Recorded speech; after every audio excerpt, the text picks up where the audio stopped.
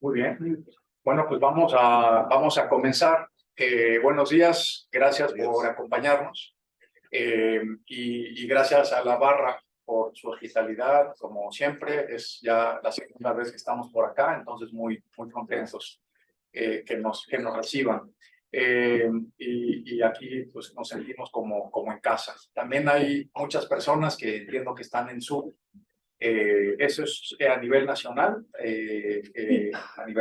entonces pues bienvenidos y bienvenidas a todos también quienes nos están siguiendo vía Zoom y nos da muchísimo gusto de saludar a clientes, a amigos, a colegas, familia que nos acompañan por acá con este tema que ha despertado mucho interés. Presento a nuestros panelistas, a Dalia Cantú, que es nuestra amiga, colega, muy querida y quien es una experta en temas de energía. Ella es catedrática, lo fue aquí por mucho tiempo en Nuevo León, ahora está en otros deberes profesionales de energía, precisamente. Entonces, gracias por aceptar. Muy entusiasta siempre a Dalia en sumarse a este tipo de iniciativas. Hugo Hernández, colega mío de Greenberg Traurig, la firma donde trabajamos juntos. Hugo es un experto también en temas de energía de unos años para acá ha venido haciendo equipo con mi otro colega, José Lino Morales, también de Greenberg Traurig, en temas de litigio.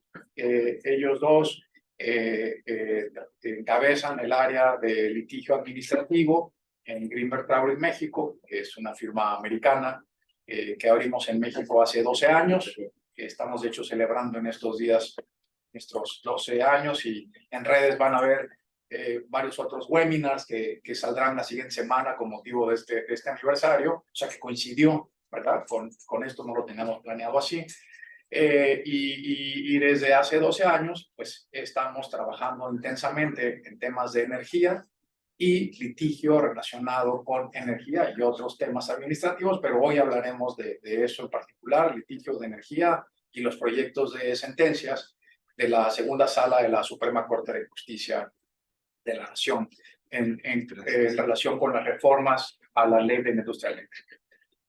Entonces, pues vamos a comenzar sin más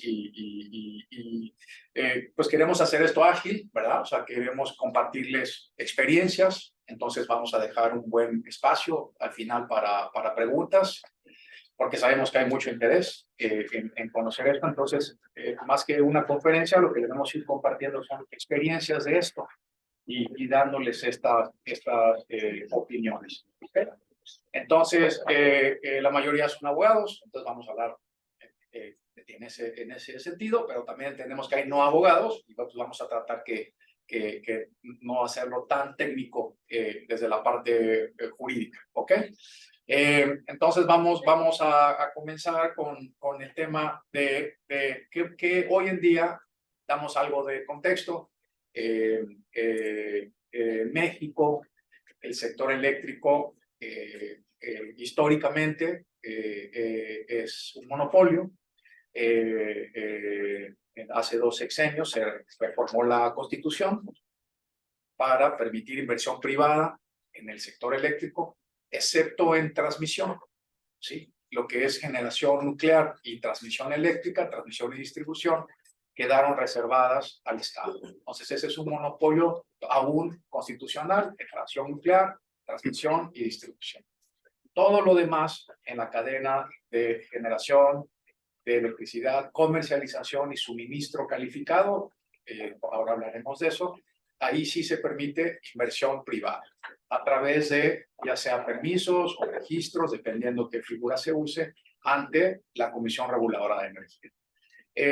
Esta reforma constitucional fue implementada a su vez mediante una ley nueva, la Ley de la Industria Eléctrica, que lo que hace es abrogar la ley anterior, conocida como Ley del Servicio Público de Energía Eléctrica, conforme a la cual, a la anterior ley, se otorgaban permisos para generar energía eléctrica en la modalidad de autoabasto.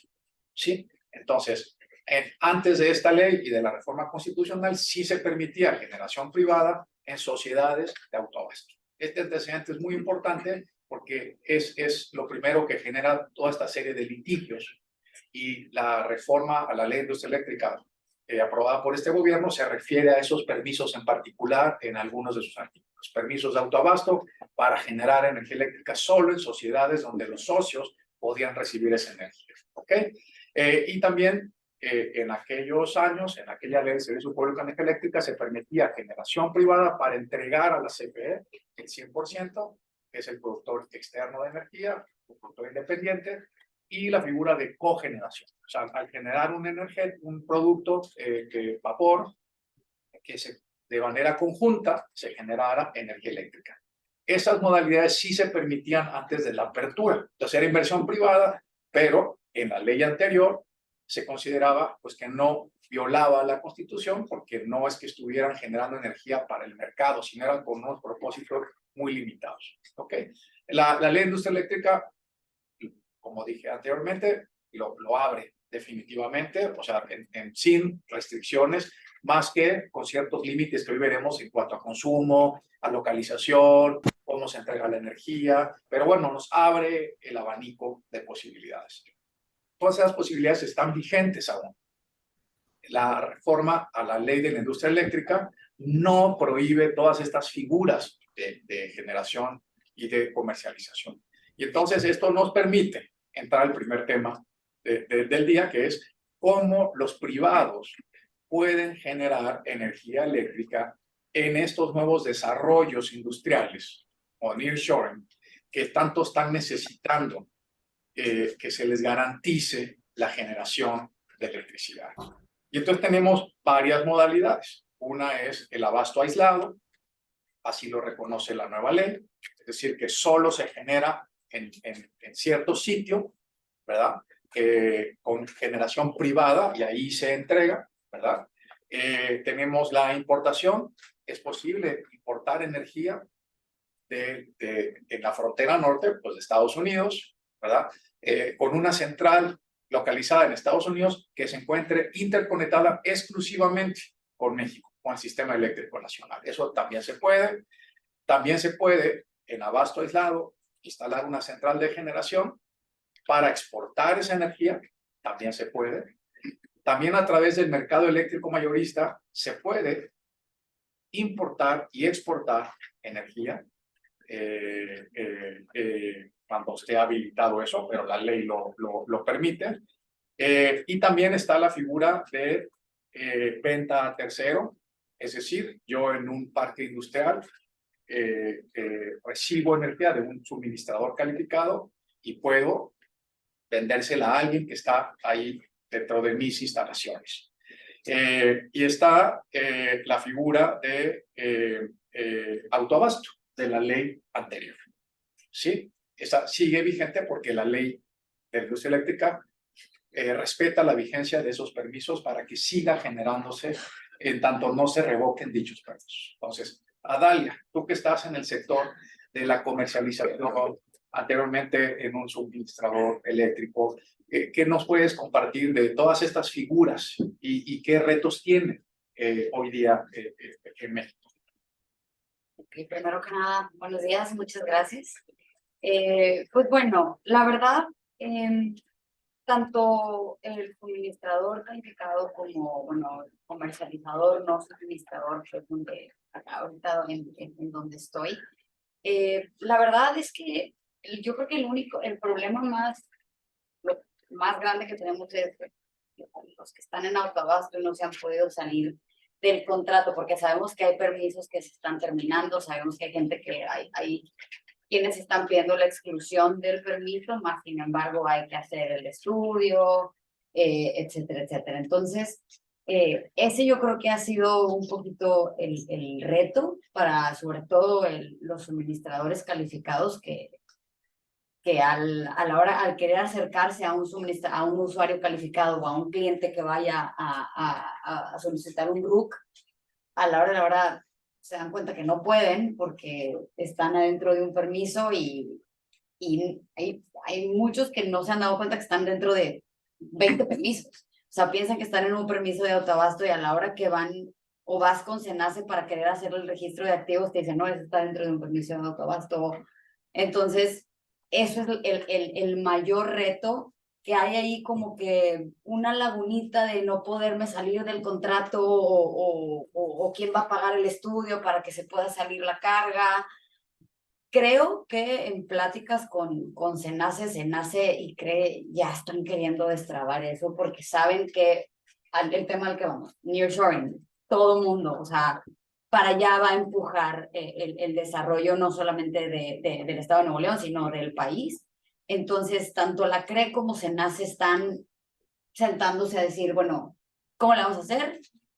Vamos a destrabar todo esto, ¿no? Entonces, eso nos tiene contentos, la verdad. Muy bien, gracias. Una segunda pregunta.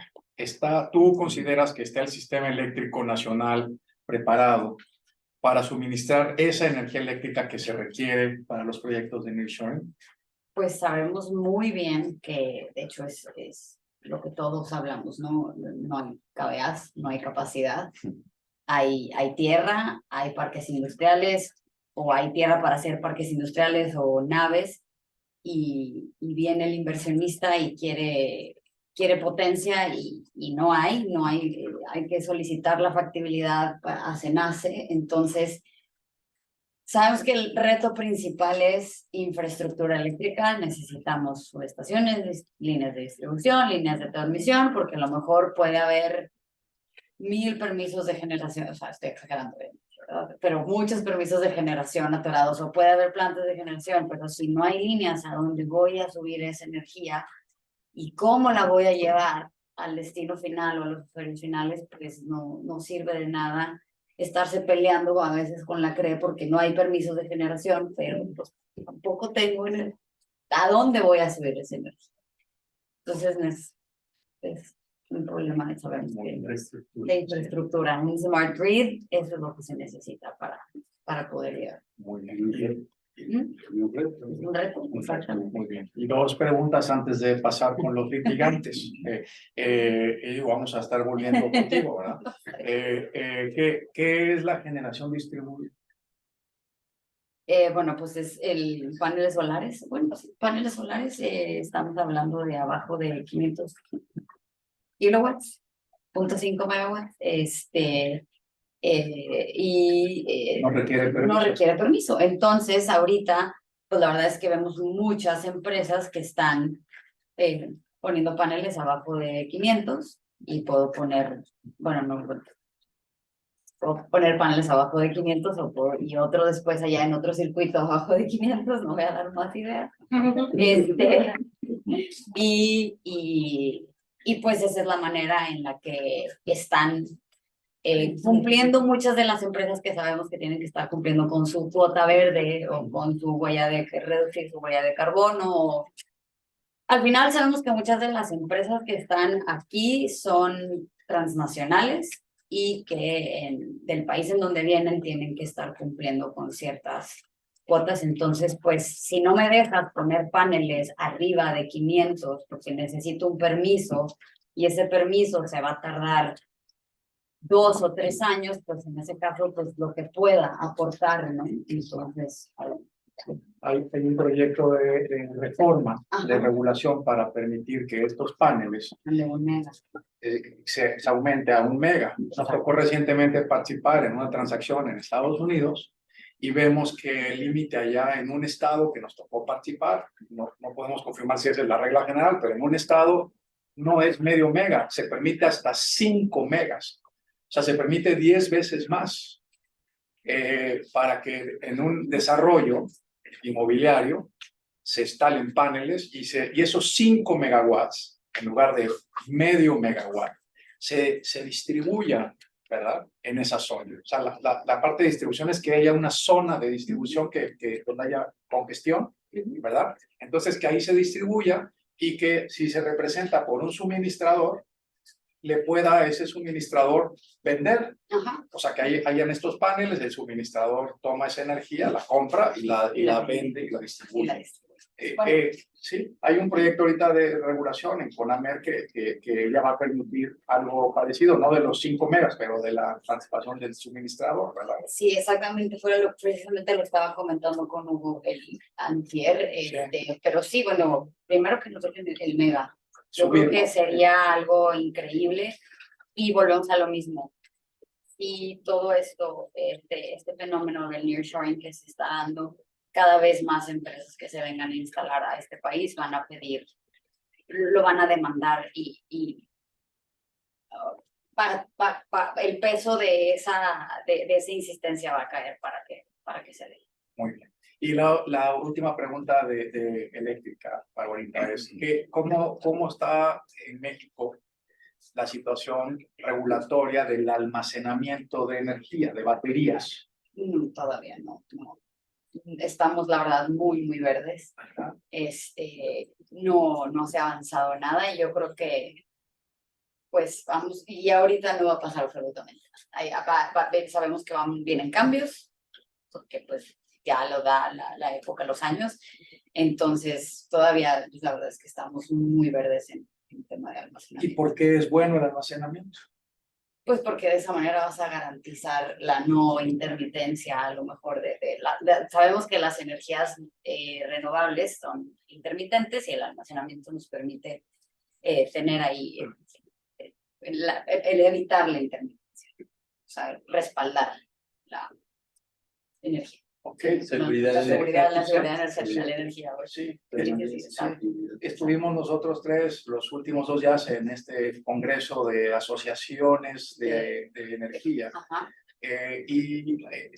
Escuchamos ahí que varios expositores dijeron, no está todavía en México muy regulado el almacenamiento, pero dice, no es tan malo que esté así, porque necesitamos que esté flexible, que sea sencillo, que se habilite para que una cosa es la red eléctrica nacional y otra cosa es mis instalaciones donde puedo poner mi batería y yo genero, almaceno y mientras yo no interfiera con la red, que yo pueda de alguna manera pues acá cubrirme, ¿no? O sea, protegerme, volvemos a lo mismo, seguridad, bueno, pues sí, seguridad para tus procesos, ¿no? Ya no vamos a hablar de confiabilidad, exactamente, y lo que no está permitido. Ya no voy a hablar de seguridad y confiabilidad y eficiencia del sistema eléctrico nacional, pero mientras yo lo garantice aquí en mis instalaciones. Bueno, y si entonces todo pinta no tan malo, ¿por qué hay tantos pleitos, Hugo?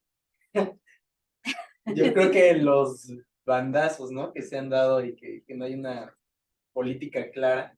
Entonces, si hubo un cambio tan drástico en 2013 con la ley de la industria eléctrica y años después vienen a darte para atrás todo, pues eso pone en riesgo muchas inversiones, ¿no? Y planes de negocios y la operativa propia de las empresas. Entonces, si te cambian las reglas del juego constantemente, pues no hay esa estabilidad que necesitas para protegerte, ¿no? Entonces, lo que buscas a través del litigio es esa estabilidad, que garantices tus inversiones, que garantices tus proyectos.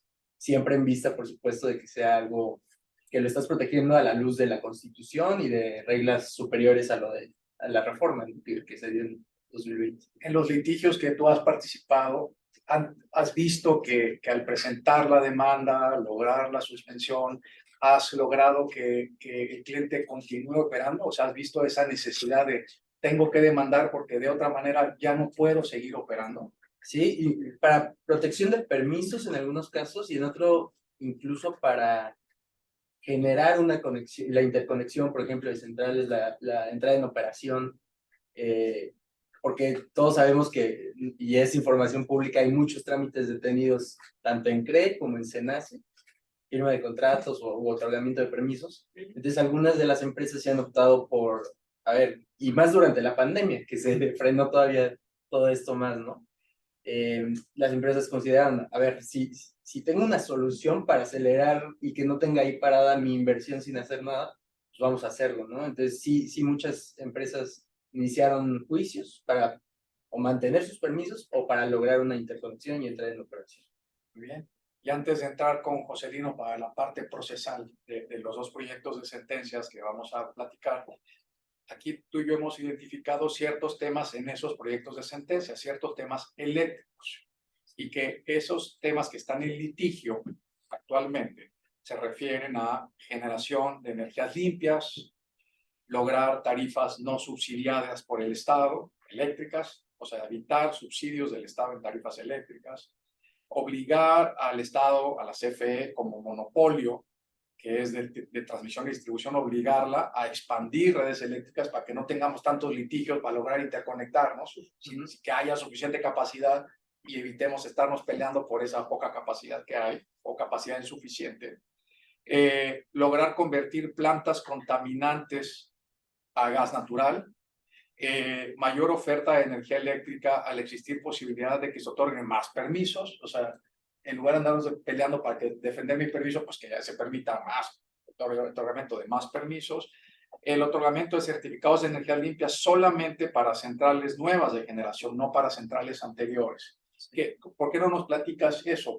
¿Cuál es la trascendencia de estas sentencias? Sí, me iría un poquito para atrás, abril de 2022, justamente, que se resolvió la acción de inconstitucionalidad en el Pleno de la Suprema Corte que trataba precisamente de la reforma de la ley de la industria eléctrica. Ahí, como recordarán, fue todo un tema, yo no había visto tanta gente viendo la transmisión en vivo de una discusión de la Suprema Corte. Yo es la única que he visto en mi vida. Exacto, Y sí. hasta las 12 de la noche, bro, Sí, palomitas. sí, sí, era una noche de películas. Y ahí, pues, hubieron controversias en cuanto al conteo de votos respecto de cada uno de los temas. Pero la reforma, digamos, generó 10, 15 cambios muy grandes. Y con esta acción de inconstitucionalidad, a lo mejor se resolvieron 6 o 7 que realmente no tenían una trascendencia tan relevante para el sector, que se declaró constitucional, por ejemplo, el cambio de definiciones en la ley, que se reconocía que el SENACE puede intervenir en el despacho y asignación de centrales eléctricas, conforme al orden que diga la ley, ¿verdad? Pero sus facultades, digamos. Y facultades de CENER también para emitir criterios de planeación para el otorgamiento de permisos. O que las centrales se interconecten al sistema siempre que sea factible técnicamente. Todo eso los ministros consideraron que era constitucional y lo dejaron vigente. Eso está vivo ahorita, no hay ningún tema con eso. Que dejaron vivo y que no se alcanzó la mayoría de votos necesaria para declarar inconstitucional o inválido los temas más trascendentales. El cambio en el orden de despacho. O sea, ¿qué planta entra a entregar energía? Ajá, ¿qué energía se entrega en primer lugar? Anteriormente era a través del mérito económico, la energía más barata se consume primero y se va así, dependiendo del tipo de central, de tecnología que se usa en la central. Con la reforma, lo que se dice es que en primer lugar se van a entregar la energía que está amparada bajo contratos de entrega física. Pues que garantizan la entrega de energía en cierta hora, en cierto tiempo y en cierta cantidad, ¿no? O sea, que no sean intermitentes. Que no sean intermitentes y que estoy seguro que en 5 o 10 años me va a seguir costando lo mismo esa entrega de energía y que tengo garantía de que va a estar ahí. Pero ¿qué sucede? Eso es mucho más caro que permitir la orden de despacho en orden económico. Se incrementan tarifas porque en lugar de que una energía, por ejemplo, eólica, que te va a generar, no sé, por decir un número, 2 pesos, tú estás garantizando que te voy a pagar 50 pesos durante 10 años para que me entregues esta energía, ¿no? Entonces no tenía sentido económico, pero sí en el tema de confiabilidad, que era la base fundamental con la que se emitió la reforma, ¿no? El orden de despacho, el cambio en que ya el suministrador de servicios básicos, CFE, no adquiera energía a través de métodos competitivos, a través de subastas. Se eliminó esa restricción. Entonces, o sea, que fuera CFE a través del SENACE, eso dice la ley de industria eléctrica, en lugar de construir centrales de CFE en contratos de obra, lo que la ley le obliga a la CFE es que vaya y haga competir a privados que construyan centrales y a través de una subasta, el que ofrezca la tarifa más baja a la CFE estaría obligada a comprarla. Y el SENACE decidía, además, que fueran energías limpias. Sí. y logró tarifas muy bajas a nivel mundial. ¿Qué pasó con eso? Pues se da marcha atrás. Marcha atrás. Justo lo que hablamos de certidumbre, pues ya no hay certidumbre porque ahora directamente el suministrador de servicios básicos puede contratar directamente con cualquier generador que él desee, incluso las propias centrales, este tipo de tecnología, los precios que considere y sin ningún método competitivo, ¿no? Entonces, igualmente eso puede incrementar las tarifas que al final se cobran a la población, ¿no? ¿Y cómo restringe la, que le llaman algunos, la contrarreforma? ¿Cómo restringe el otorgamiento de nuevos permisos y la interconexión? Por un lado es la discrecionalidad que se otorga, porque lo que dice es se entregarán conforme a los criterios que determine Secretaría de Energía en colaboración con la CRE. Pero no vienen unos lineamientos de, a ver, si cumples estos requisitos, te van a aprobar, que así debería de ser cualquier tipo de permiso, ¿no? O sea, tú ves el catálogo de condiciones para obtener un permiso, si se cumplen, te lo tienen que entregar sí o sí. Y en este caso como que se abría esa puerta de, aunque cumplas, si yo autoridad considero que no está dentro de mis planes a futuro dentro del sector, pues te niego, ¿no? Entonces esa discrecionalidad también se está combatiendo. Y yo creo que el tercer o cuarto punto adicional muy importante es el tema de los CELS. Estos instrumentos que se utilizaron precisamente para impulsar el uso de nuevas energías, de crear más centrales de energías limpias, se quita la restricción o la limitante de que solo lo iban a obtener aquellas centrales que operaran después de la entrada en vigor de la ley de la industria eléctrica. Entonces ahora las centrales que estaban operando antes, si eran de energía limpia, podían obtener estos certificados, ¿no? ¿Y qué hace? Pues se quita todo el impulso y la esencia de esos certificados. Ya se genera una sobreoferta de estos certificados, perdiendo su valor y también perdiendo el objetivo que es nuevas inversiones, ¿no? Okay. Y Joselino, si ya la Corte había resuelto esta acción de inconstitucionalidad, ¿cómo acabamos otra vez en la Corte? ¿Qué pasó?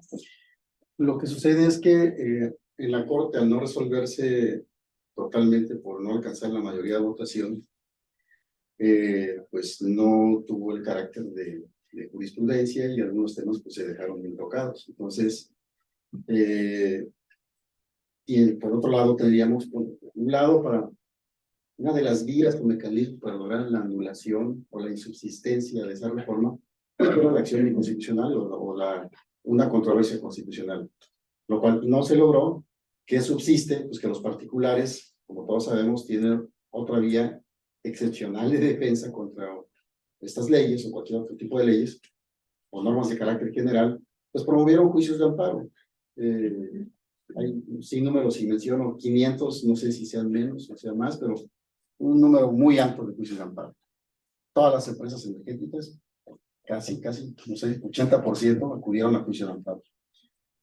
Y por el nivel de especialidad y fueron conocidos por tribunales colegiados especializados en materia de competencia económica, porque el tema de fondo de esta reforma pues trastoca ese principio de libre concurrencia y competencia, con el cual se venían prestando este tipo de servicios.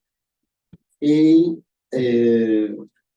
obviamente, cuando cada asunto que fue resuelto por un juzgado de distrito, para la segunda instancia se tuvo que remitir a un tribunal colegiado de circuito, ¿no? Y, pero mientras no resolviera la Corte los asuntos, algunos se estuvieron esperando, se reservaron, y hasta hubo acuerdos de suspensión, incluso de procedimiento, hasta tanto la Corte se pronunció. Una vez que la Corte se pronunció y deja intocado esas partes, pues el tribunal colegiado, atendiendo a la litis, a cada uno de los planteamientos que eran, dependiendo de cada empresa qué cosa, pues tenía que pronunciarse. El tribunal colegiado está facultado para pronunciar la constitucionalidad. Pero, dada la trascendencia del tema, la Corte reasumió competencia respecto de algunos asuntos, que son los que llegaron justamente a la Suprema Corte para definir ya de fondo. Por ahí me llamó la atención que creo que la primera nota que sacaron los periódicos sobre esto hablaban de el apagón definitivo de la industria eléctrica, o sea, refiriéndose a una sentencia que dictarían aparentemente totalmente favorable y que acababa con la reforma a la ley de la industria eléctrica. Eso parecía, ¿no? Uno ve el título así. Entonces llegan esos asuntos, obviamente llegan a la segunda sala. En la segunda sala, de los proyectos que conocemos,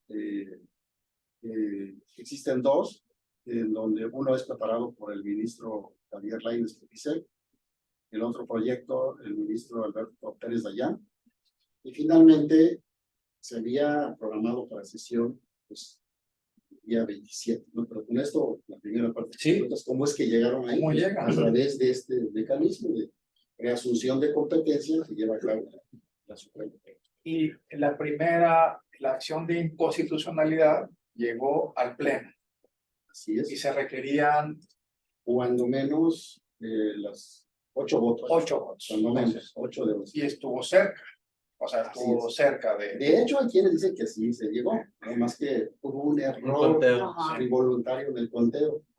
Entonces estuvo cerca de ser declarada inconstitucional. Y en la discusión, en esta larga sesión, pues hay elementos suficientes donde casi logrando los 8 votos, o subieron en puntos donde se lograron 7, en otros 6, ¿verdad? Muchos de esos argumentos las empresas los consideran en sus juicios de amparo, porque dicen, oye, del Pleno, 6, 7 ministros están de acuerdo que esto es inconstitucional, pues llegó a la segunda sala. ¿Cuántos ministros integran la segunda sala? 5. 5. Entonces ya no necesito 8 votos. ¿Con cuántos votos resuelve la segunda sala? Con tres votos que hay, en un sentido u otro, Ajá. se decide. Ok, entonces ya Mayoría los simple. 8 son 3, es la segunda sala, hay dos proyectos de sentencias. ¿Cómo está eso? Para los que no estamos familiarizados con el proceso, ¿cómo es que los ministros, ellos dos, preparan un proyecto de sentencia y lo dan a conocer? ¿Cómo está eso? Pues, el tema de inconstitucionalidad de normas, cuando ya se va a sesionar un asunto, se hace de conocimiento público, es un deber constitucional. Ajá. ¿Sí? No es como antes que solo aquel que tuviera algún contacto, que nos tocó también, Ajá. pues nos hacíamos del proyecto, ¿no? Bueno, hasta de 2 proyectos, porque era chistoso que en un solo asunto hubieran 2 proyectos. Oye, aquí tengo este que viene concediendo y este que viene negando, ¿no? ¿Cuál me vas a defender? Pues obviamente el que viene concediendo, ¿no? Okay. No solamente era como para guardas, contactos, si que uno pudiera. Hoy en día ya es un deber constitucional, publicar las sentencias, que justamente toca determinar un aspecto de constitucional. Solamente en ese tipo de casos, en otro tipo de juicios de amparo no se da. O sea, es obligación dar a conocer el proyecto. Hacer el procedimiento. Entonces dan los 2 ministros a conocer sus proyectos. Uno, cuéntanos por favor esto. ¿Por qué uno dice que solamente le dan efectos esa sentencia para los que promovieron el amparo, y otra sentencia de los 2 proyectos dice, no, esta es para todos? O sea, si ese proyecto es aprobado así, y ahorita nos cuentas cómo puede ser modificado, por favor. Entonces son 2 preguntas. ¿Por qué uno dice con efectos solo para quienes promovieron y el otro dice, no, esto con efectos para todos, con lo cual dejarían sin efecto la contrarreforma? ¿Y por qué esa diferencia? Y además la segunda pregunta es, ¿qué puede pasar? ¿Publicaron sus proyectos y luego qué? ¿Así se aprueban o cómo está? Primero que nada, a lo mejor valdría la pena mencionar que además de esa diferencia, que sí es muy importante, los 2 proyectos tienen otras diferencias. Por ejemplo, en el caso del proyecto del ministro Lainez, pues solamente considera 2 opciones. Una, la ley es autoaplicativa, o sea, afecta desde que se publicó en el Diario Oficial de la Federación.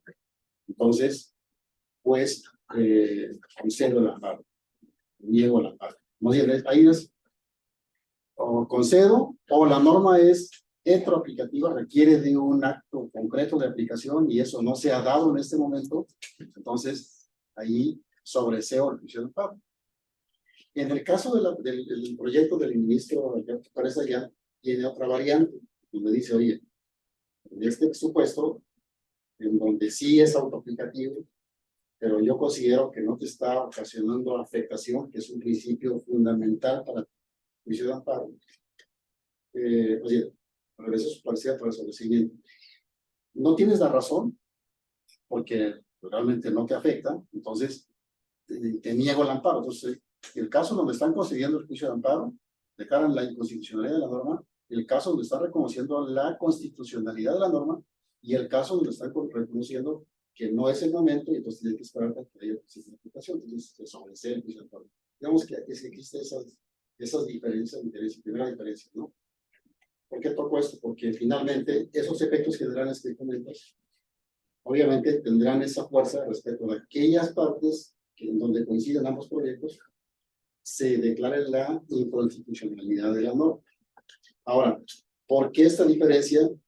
Pues también tiene mucho que ver, como sabemos, los medios de defensa se atienden mucho a la causa petendia, la causa de pedir, la litis, como fue planteado, ¿no?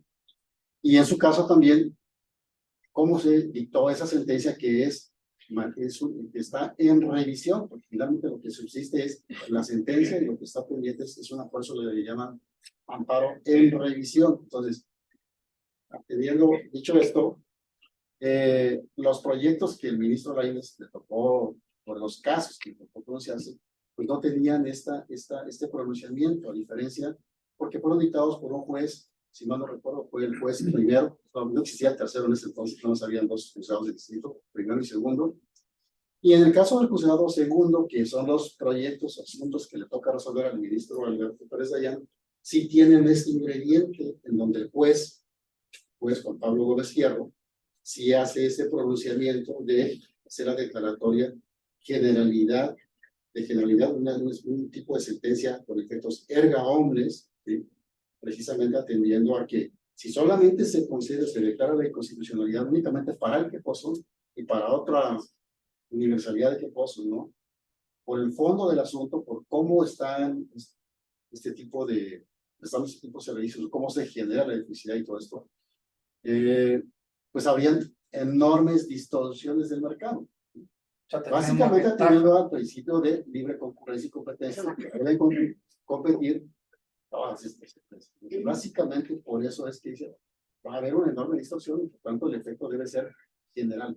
El ministro Alberto Pérez Dayán adopta ese criterio y ahí que lo está imprimiendo en su sentencia, proyecto de sentencia. Entonces, en el sector eléctrico privado había ya mucha alegría por estos dos proyectos de sentencias, iban ya a ser votados, habían ya pues muchas opiniones al respecto también de parte del gobierno y que digo, no hay mucha información más que la que está en prensa. Aparentemente le piden a los ministros, a dos, que no pueden votar. Sí, eso llamó mucho la atención, fue muy impactante. No sé si quiero decirlo aquí, pero mejor lo reservo. No, pues lo que está en prensa, porque no hay muy... Lo que sucedió realmente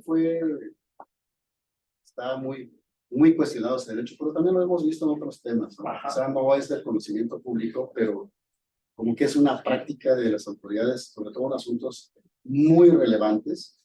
Incluso a mí me ha tocado, esta vez pues fue ese medio de defensa, en otros casos a mí me ha tocado ver que pues hay conatos de bombas para evitar justamente que se lleve a cabo la sesión de ese día, ¿no? Aquí pues el medio que encontraron fue presentar recusaciones por parte de la Secretaría de Energía, aduciendo posibles conflictos de interés. Los ministros Aguilar Morales y Pérez Dayán, justamente el autor de los proyectos, pues están impedidos para poder intervenir, pronunciarse en el asunto. Y como eso amerita una resolución, pues entonces, que también aquí nos llama la atención, dada la relevancia del asunto, yo creo que lo que hicieron estuvo bien, o sea, aplazar o diferir o dejarlo en lista, porque realmente no sabemos qué pasó. ¿Qué pasó? Si quedó en lista, se aplazó, se retiró el proyecto, porque cada una de estas figuras tiene una digamos, una razón distinta y un plazo distinto para su resolución definitiva. Entonces, no sabemos realmente para cuándo, ante esta situación de no saber cuál fue la figura que se aplicó, sí, para cuándo se va a resolver. Simplemente estaríamos pensando que cuando primero se resuelva la recusación que plantearon, las causas de impedimento, una vez que eso se resuelva, se procederá al siguiente paso a dictar la sentencia, si es que no se les ocurre alguna otra medida dilatoria, ¿no? Así es, porque también puede pasar. Pues ya es En otros octubre, casos- ya noviembre, ya van a ser diciembre. Y en otros casos nos ha tocado que cuando ha habido un planteamiento de recusación, en la misma fecha de sesión, los magistrados se reúnen, llevan a cabo la sesión y en ese mismo momento deciden, es infundada la recusación y por tanto se pronuncia. Nos ha tocado.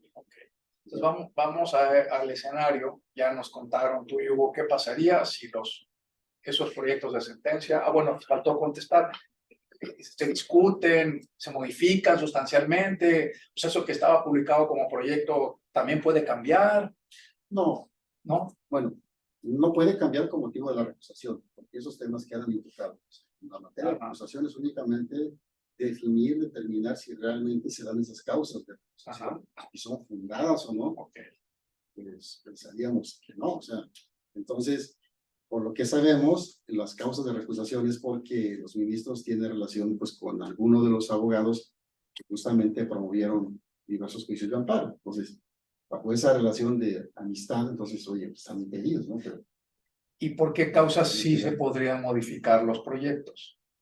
los proyectos se podrían modificar una vez que los 5 ministros se sesionen, se sienten a resolver el asunto y dialoguen, platiquen, cada uno tiene su distinta opinión, ¿no? Sobre, o bien aprobar el proyecto del ministro Lainez, o bien discutirlo y finalmente decir, sí son fundados esos agravios en el recurso de revisión para llegar a esa conclusión de conceder el amparo, o bien quizá parcialmente fundado, ¿no? Entonces, y que no, o insuficientes incluso, y eso podría ser una conclusión de decir, pues no te otorgo el amparo, o sea, tienes razón, pero no, o sea, sí, pero no. O en las causas de improcedencia, por ejemplo, que otros ministros digan, pues no, para mí realmente, como nosotros nos suscribimos, oye, para mí sí ya me está afectando, no me digas que no.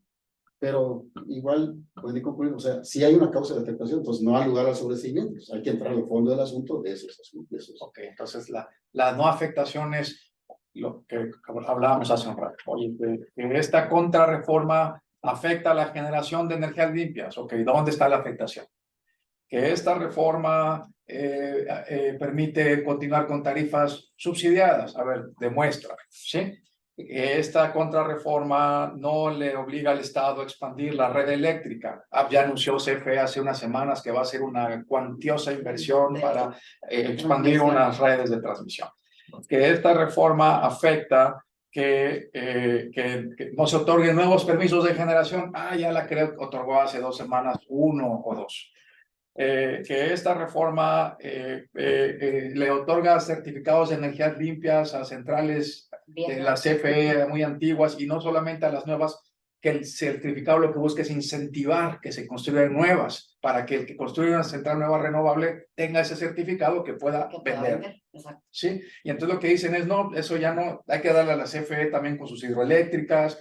Y el otro caso que estamos llevando, la cogeneración. También las de gas también es limpia ya. Entonces tenemos, o sea, el Estado pareciera que dice, no, si eso no es cierto. Pues yo no estoy teniendo esas afectaciones. Eso es una teoría, es una demanda que está allá, pero la realidad es que yo sí estoy dando permisos, estoy expandiendo las líneas. Eso de la cogeneración, pues que me lo demanden. Si el gas no es renovable, pues que me lo demande, me defiendo y ahí nos vemos en 2025, ¿verdad? Y que eso puede pasar, o sea, puede ser que los ministros digan, pues no vemos la afectación. No, porque los ministros no se van a dejar llevar por situaciones de hecho. Aquí es el doble discurso, pero bueno, no vamos a entrar en política.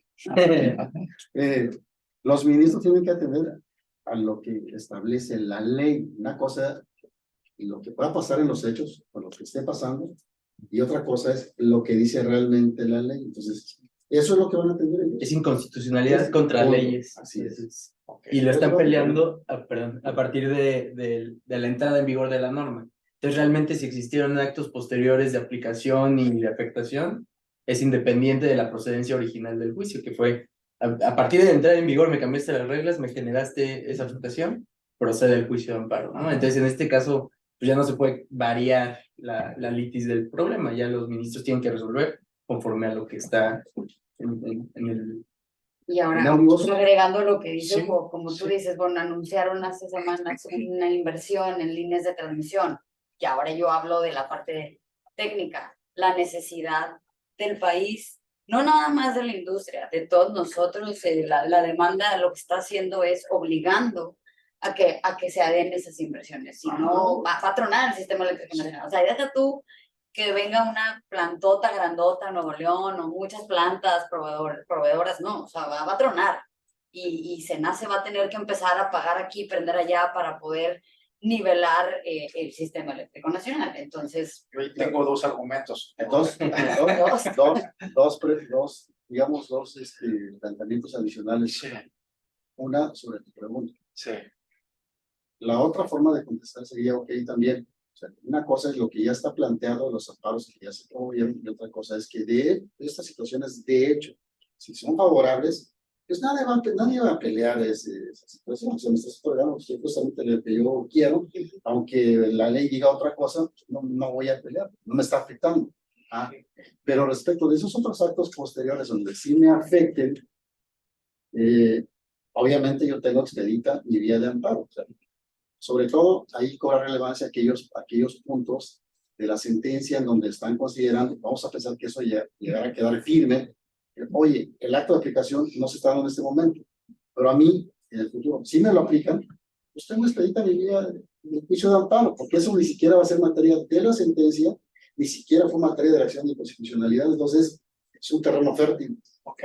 En los argumentos del Estado mexicano, hay lo siguiente. Se sobredimensionó el mercado eléctrico y sí hay capacidad. Y realmente no hay esa demanda, primer argumento. Y segundo argumento. Ya estoy construyendo Estado mexicano, 6, 7 plantas nuevas, de algunas de 1000 megawatts o más, y con eso el Estado mexicano va a garantizar, ya están en construcción, se van a tardar unos años más, CFE las está construyendo en contra de lo que tú nos explicabas, de la ley de industria eléctrica en controversia, que dice que tendrá que haberlo hecho vía subastas. Entonces el Estado dice, yo aprobé esa ley, mientras esté en pleito, ya no tengo que ir a comprar vía subastas, construyo mis nuevas centrales y ya después veo qué resuelve la Corte. Si la Corte dice que eso que hice es ilegal, pues a ver qué pasa con esas centrales también, que están en construcción. Pero mientras tanto, el Estado dice, ya las estoy construyendo. Entonces ya resolví el problema. Y nosotros tres en las pláticas que estuvimos en los anteriores 2 días, nos dijeron que el mercado eléctrico mayorista, el privado, es líquido. O sea, que está bastante líquido, que hay 50 suministradores calificados. Ahorita me cuentas qué es eso, por favor, que quedó pendiente. Hay 100 generadores, o sea que hay 100 generadores privados, 50 suministradores calificados y que hay 200 participantes del mercado. Bueno, esos datos nos los dieron. Sí, 200 participantes. Exacto, entonces dicen, pues es un mercado líquido, o sea, ya hay un mercado. Entonces, ¿cuál es el problema? ¿Por qué hay tanto problema? ¿verdad? Y luego, ¿qué es un suministrador calificado? El suministrador calificado es representa a los usuarios calificados en el mercado eléctrico mayorista. ¿Qué es un usuario calificado? Un usuario calificado es un centro de carga que tiene una demanda mayor al megawatt. Para resumido explicado con peras y manzanas, generalmente una fábrica, una empresa grande, ¿ok? Entonces, el usuario calificado o esta industria, esta empresa solicita su registro de usuario calificado ante la CRE para que el suministrador calificado, una vez que tiene su permiso de suministrador calificado y firma un contrato de participante del mercado con el SENACE, puede representar a ese centro de carga en el mercado eléctrico mayorista. ¿Ok? Entonces, la lista de usuarios calificados ahorita en la CRE llega a 800, 750. No quiere decir que todos estén con suministradores calificados, porque el usuario calificado puede seguir estando en suministro básico. ¿ok? Con CFE. Con CFE, exactamente. Puede seguir ahí. Bueno, si es un centro de carga nuevo, si está obligado por la ley de la industria eléctrica a estar en suministro calificado, también hay que cumplir con el código de red, que eso ya es un tema súper ingenieril que no nos vamos a poner a platicar ahí, pero pues cumplir con equipos de medición y demás. Todo esto con el fin de que la red de CFE, o la red nacional sea eficiente, confiable, continuidad, confiabilidad segura del sistema eléctrico nacional, ¿no? Entonces, sí hay 50 suministradores calificados, habemos unos, creo que 20 comercializadores, no suministradores, operando realmente solamente somos 5. Yo sí puedo decir que dentro de esos 5, operando bien, 2 son extranjeros o son empresas transnacionales, 1 es 100% mexicana y es Regulus, la empresa que yo represento. La verdad es que nos da mucho orgullo decir eso, que somos dentro de los grandes el 100% mexicano, y 700 usuarios calificados. Entonces, la verdad es que sí se está moviendo el mercado eléctrico mayorista. Está funcionando, yo lo puedo decir y lo decía cuando estaba antes en un suministrador calificado, la relación con CFE, distribución, medición y transmisión, que ellos son, como tú lo dijiste, son los que llevan las líneas, era excelente. La verdad es que la gente de CFE en ese ámbito de distribución y transmisión, me quito el sombrero. La gente del Centro Nacional de Control de Energía igual, porque yo los he platicado con ustedes, ellos actúan conforme a lo que dice los manuales de práctica. O sea, la ley, la LIE, el reglamento de la LIE, y luego ya vienen las bases del mercado, y ellos, conforme a la base del mercado y al manual de liquidación y al manual de... Todo eso es conforme actúan. ¿Por qué? Porque si no, se cae, porque si no se apaga. Entonces, o sea, es algo muy técnico que tienes que tener mucho cuidado. Entonces, sí, SENACE, la verdad, es muy bueno a la hora de orientar a los centros de carga, de orientar al suministrador calificado, al comercializador, cómo se ve el color del mercado, y en ese aspecto, la verdad es que todos estamos muy contentos. Yo te tengo ahí 2 preguntas más. Entonces, ¿por qué tú consideras que la ley de la industria eléctrica obliga, a partir de que entra en vigor, ¿verdad? Dice, todo aquel consumidor de arriba de 1 megawatt ya no puede recibir electricidad de CFE en suministro básico? ¿Por qué? Porque es tarifa subsidiada. Ajá, todo ¿sí? nuevo centro de carga. Todo nuevo centro de carga que no haya sido anteriormente suministrado por CFE, suministro básico, tiene que ir al mercado eléctrico mayorista, el nuevo mercado, y tiene que registrarse como usuario calificado, y ya no puede ir con la CFE y decirle dame energía. Le dice la ley, tienes que hacer esto. ¿Por qué hizo eso la ley? Porque, o sea, ¿por qué lo sigue permitiendo que sigan yendo así? No, porque, o sea, tú ya nos mencionaste, hay muchos usuarios calificados, pero no han logrado comprar. Bueno, la verdad es que tampoco no han logrado comprar, no porque la ley no los deje. También es una decisión a nivel empresa, de mi CAPEX, de tengo que comparar precios, etcétera, etcétera. Digo, ya eso también lo dice la ley. El contrato que establezca el privado con el usuario calificado es privado completamente, no se mete la CRE como el contrato de suministro básico que está en la Profeco. Entonces, ¿por qué? Yo digo, o sea, no han logrado, no, yo no creería que no han logrado, simplemente es una decisión dentro de las empresas de decir, ¿sabes qué? Voy a migrar, me voy a convertir en usuario calificado y luego voy a migrar al MEM. Porque una cosa es que seas usuario calificado y otra cosa es que ya estés en el MEM. Hay que migrar, para eso se necesita el suministrador calificado. Entonces, yo la verdad es que sí, yo sé que aquí hay abogados, y si hay abogados de empresas, la verdad es que es una buena idea estar en el mercado eléctrico mayorista. Muy bien, entonces yo soy una empresa de nearshoring que voy a establecer una fábrica, voy a consumir más de 1 megawatt. ya escuché esta plática y veo que hay varias opciones. Y decido, oye, pues voy a ser un usuario calificado y voy a buscar a un suministrador.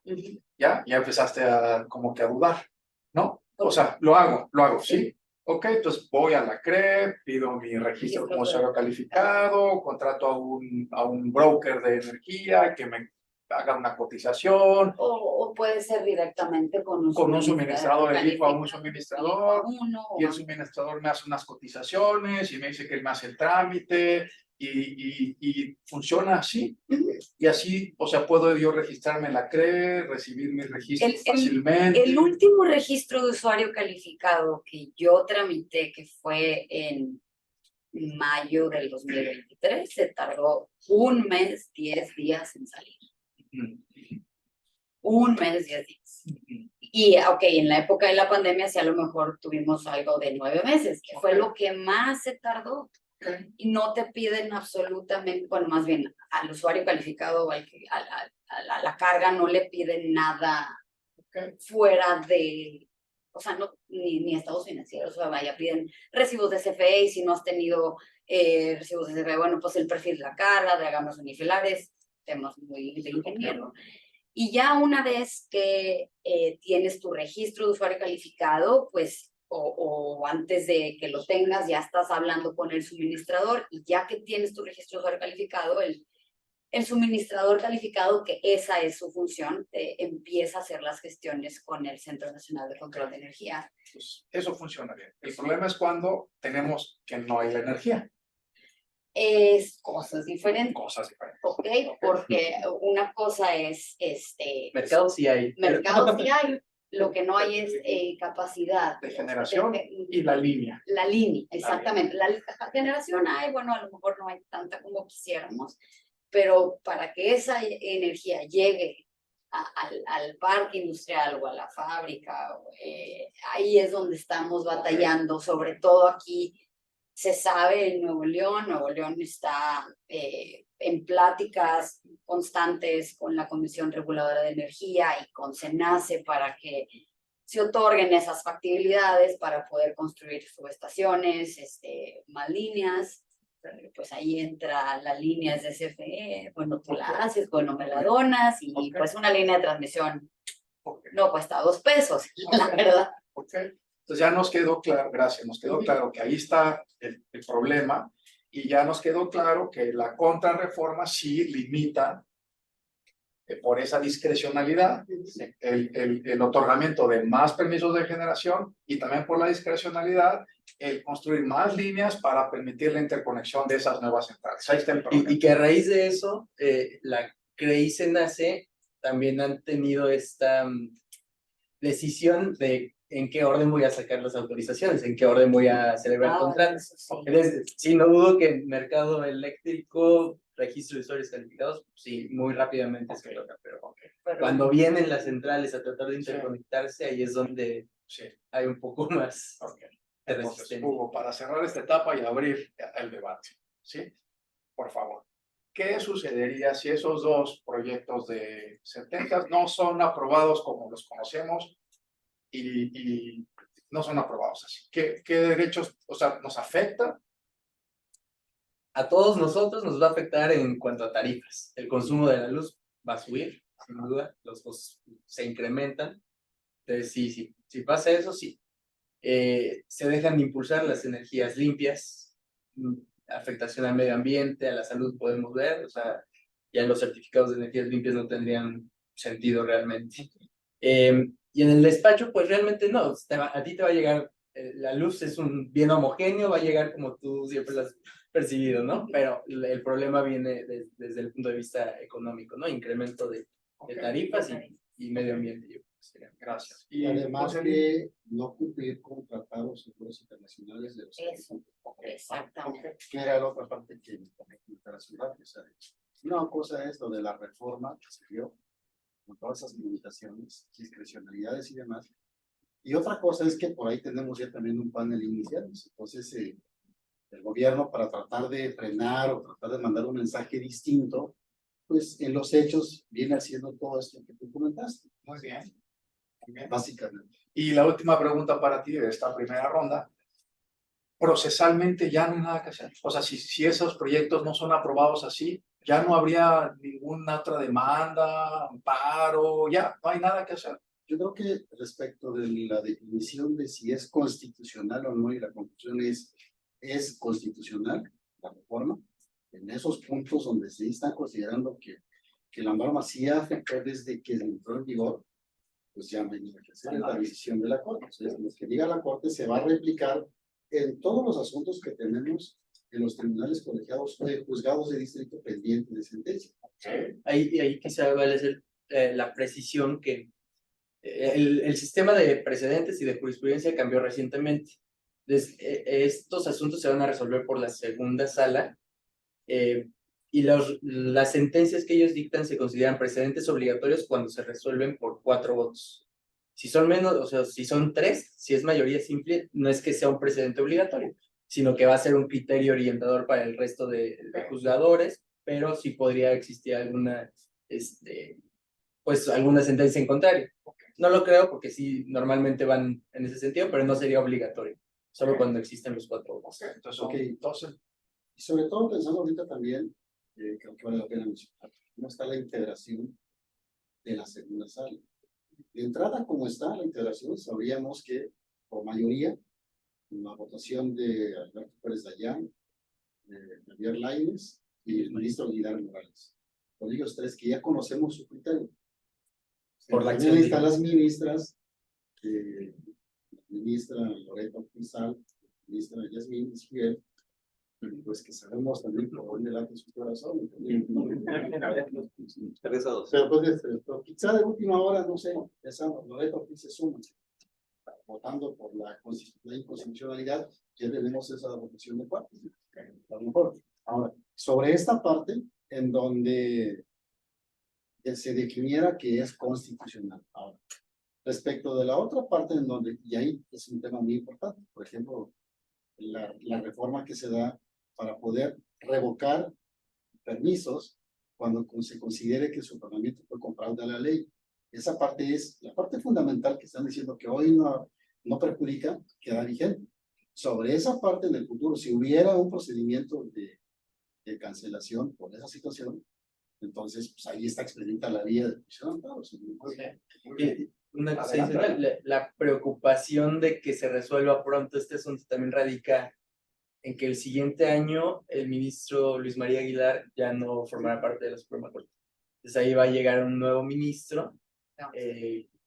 Probablemente por ahí es que se está dilatando un poco el sentido del proyecto, pero pues, esperamos lo mejor. pues muchas Se gracias. resuelva legalmente. Muy bien, pues como verán es un tema de gran trascendencia. Conforme a derecho procede, dice. Sí. No sé qué quiere decir eso. Sí. Cajón desastre. Sí. Cajón desastre. Sí, pues estaremos muy al pendiente, ¿verdad? Y en este colegio de abogados, pues ahora sí que abrimos el debate a preguntas, participaciones, por favor, bienvenidos. Adelante. Lo presencial, si hubiera preguntas, dudas, digamos por acá, igual en el chat. Sí. Si nos pueden ir poniendo las preguntas en el chat, en Zoom, se los agradeceríamos muchísimo. Adelante. Don Joselino, no en lo personal, no como GT, ¿cuál crees que sea la solución a eso? ¿Cuál es el resultado más, la probabilidad del resultado? O sea, ¿dónde lo ves? En 2 momentos, si se resuelve con esta integración, yo creo que los proyectos y su mayoría van a ser aprobados. Si cambia la integración, Ya. o bien, también no sé si lo puedo decir, por eso ya salgo, es una especulación, lo platicamos ahí en una serie. Quizá ahora con esto que está pasando en esta suspensión de actividades, preguntas de organizaciones, el sindicato y demás, que hay un hecho ahí bastante. Para los que no estamos constantemente en ese tipo de pendiente de los procesos legislativos, pero en este caso resulta que ya está, digamos, la aprobación en el Senado y por ahí encuentran un vicio del procedimiento. Es que no era la comisión de Hacienda quien debía dictaminar, sino de la Comisión de Justicia. Entonces va de vuelta sobre los fideicomisos de extensión. Entonces, eso al final del día, políticamente, pues también tiene un mensaje, o sea, es para tiempo, ¿no? Para que esos tiempos pues, pueden pasar muchas cosas. Una de esas, pues igual puede entrar en una etapa de negociación, ¿no? Un dando y dando, ¿no? Entonces, pudiera ser que esto que estamos explicando también entre ahí, entonces, no sé cuál pudiera ser. Pero eso es una mera especulación, digamos, personal, así. Sí. ¿No?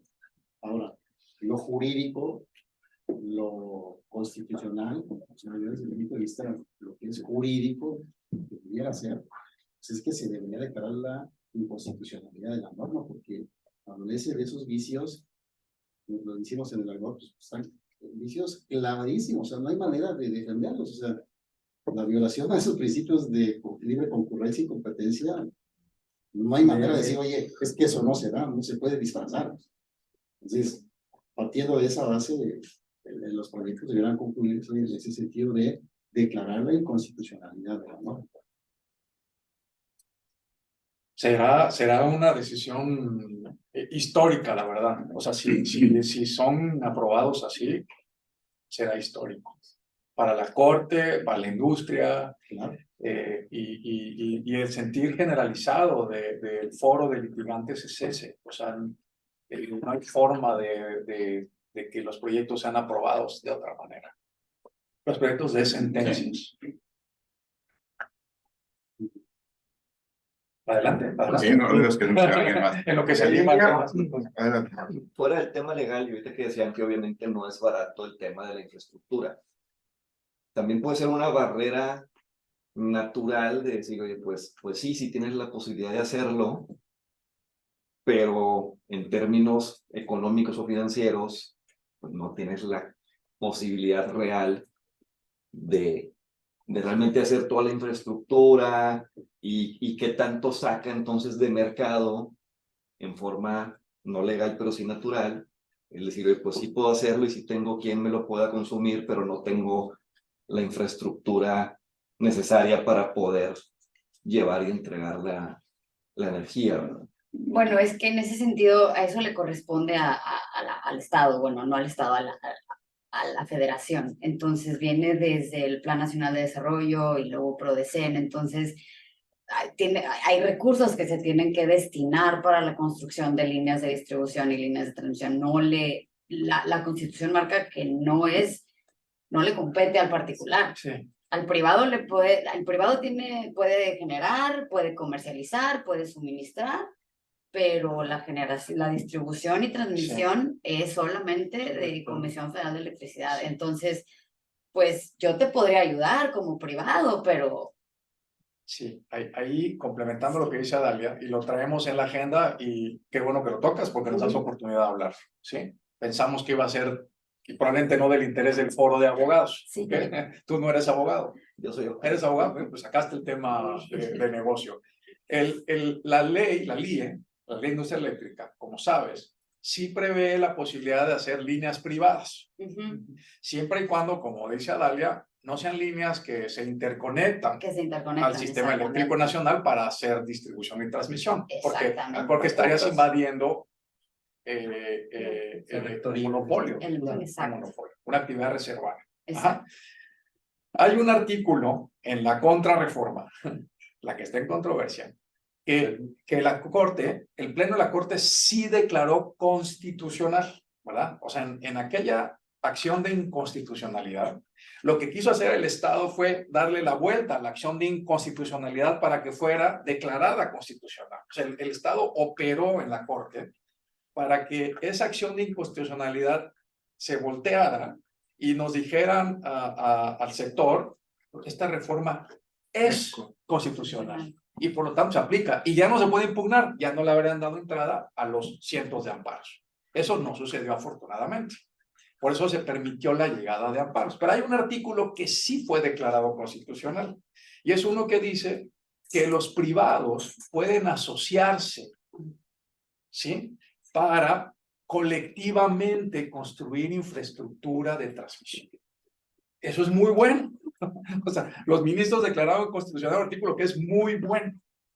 ¿Ok? Ahora, ¿cómo lo implementas? ¿Sí? Dice ahí que ellos lo construyen, lo solicitan al Estado. O sea, que pueden financiarlo, acordarlo y decirle al Estado, oye, mira, nosotros podemos aportar esto, tú, acá, ¿cómo le hacemos? Y en eso estamos. O sea, sí tenemos clientes con los que estamos trabajando en eso. Pues eso sí permitiría al final del día conectar, Sí, y no nada más hacer proyecto aislado. Exactamente. Con la diferencia que no eres dueño de Que la sí, red, pero no vas a con hacer líneas todo. Se va cediendo. Pero aportas. sí. Ahora, la cosa de la aportación y de la propiedad. Ujú. La línea está en si la interconectas. Si es una línea que no interconectas al sistema eléctrico nacional, es una línea privada. Exactamente. Entonces tú tienes en un desarrollo una generación, Ajá. una planta de generación y una línea, ¿verdad? Y distribuyes abasto aislado con una línea privada. Eso no se metieron con eso, ¿verdad? El tema es cuando ya sale de aquí Sí, para sí.